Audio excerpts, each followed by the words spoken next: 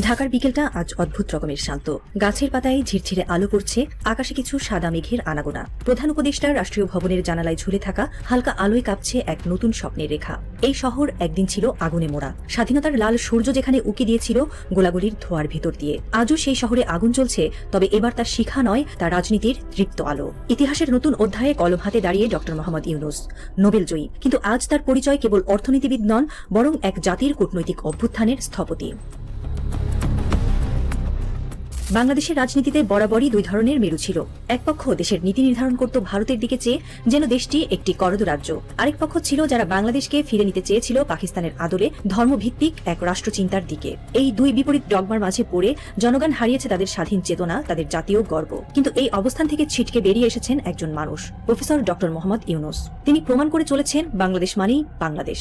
ভারত হোক বা পাকিস্তান, সম্পর্ক হবে ন্যায্যতার ভিত্তিতে, সমতার শর্তে। নতুন সরকারকে অনেকেই ভারত বিরোধী হিসেবে চিহ্নিত করার চেষ্টা করেছিল, কিন্তু সেই প্রোপাগান্ডা কর্পূরের মতো উড়ে গেছে যখন ইউনূস সরকার সরাসরি পাকিস্তানকে বলেছে 1971 সালের জন্য প্রকাশ্যে ক্ষমা চাইতে এবং বাংলাদেশের পাওনা $4.5 বিলিয়ন ক্ষতিপূরণ ফেরত দিতে।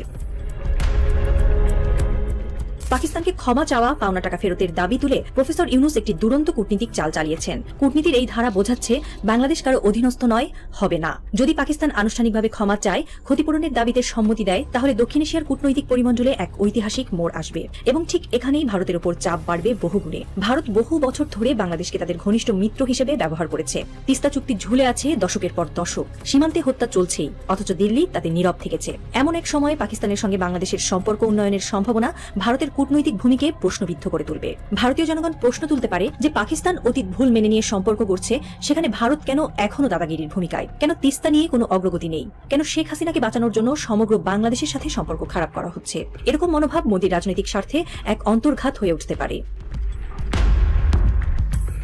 বছরের পর বছর আন্তর্জাতিক রাজনীতির মঞ্চে বাংলাদেশকে দেখা হয়েছে ভারতের ছায়া কিংবা পাকিস্তানের অতীত বলে, যেন দক্ষিণ এশিয়ার রাজনীতিতে বাংলাদেশ একটি ছোট ভাই মাত্র, যার সিদ্ধান্ত অন্যরা নেয়, যার পথ দেখায় প্রতিবেশীরা। কিন্তু সেই বদ্ধ চক্র ভেঙে বেরিয়ে এসেছেন একজন মানুষ, প্রফেসর ইউনূস। তার কূটনীতির চালে আজ দক্ষিণ এশিয়ার রাজনীতির নতুন প্রেক্ষাপট আঁকা হচ্ছে। বাংলাদেশ আর কারো ছোট ভাই নয়, আজ বাংলাদেশই হতে চায় বড় ভাই, পথপ্রদর্শক। শেখ হাসিনার বিদায়ের পর ভারত যখন পুনঃপ্রতিষ্ঠার পথ খুঁজছে, তখনই পাকিস্তানের সঙ্গে সম্পর্ক উন্নয়নের এই সম্ভাবনা নতুন করে আঘাত হানছে দিল্লির কৌশলে। মোদী প্রশাসনের উপর চাপ বাড়ছে, সামাজিক মাধ্যমে ছড়িয়ে পড়ছে বিদ্রুপ। ভারত যা পারেনি ইউনূস তাই করে দেখাচ্ছেন। তাকে ভারত বিরোধী প্রমাণ করার ব্যর্থতা এখানেই প্রকট হয়ে উঠেছে। ইউনূসের ইন্টারভিউগুলোর সারাংশ, আমাদের সম্পর্ক হবে ন্যায়ের ভিত্তিতে, প্রভুত্বের ভিত্তিতে নয়। এই নীতি আজ তাকে জনগণের আস্থার কেন্দ্রে এনে দাঁড় করিয়েছে।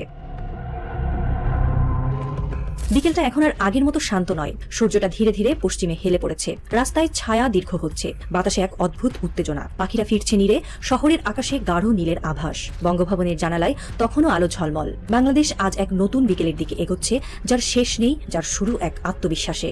বন্দর, শহর, প্রান্তর সবখানেই শোনা যাচ্ছে একটাই কথা, বাংলাদেশ কারো ছায়া নয়। ইউনূস কেবল বিদেশ নীতি বদলাচ্ছেন না, বদলে দিচ্ছেন জাতির আত্মপরিচয়। যেখানে একসময় কূটনীতি মানেই ভারত কেন্দ্রিক বোঝাপড়া, সেখানে আজ বাংলাদেশের পররাষ্ট্রনীতি বহুমুখী। চীন, যুক্তরাষ্ট্র, রাশিয়া, সৌদি আরব সবার সঙ্গে ভারসাম্য রেখে নিজের অবস্থান তৈরি করছে ঢাকা।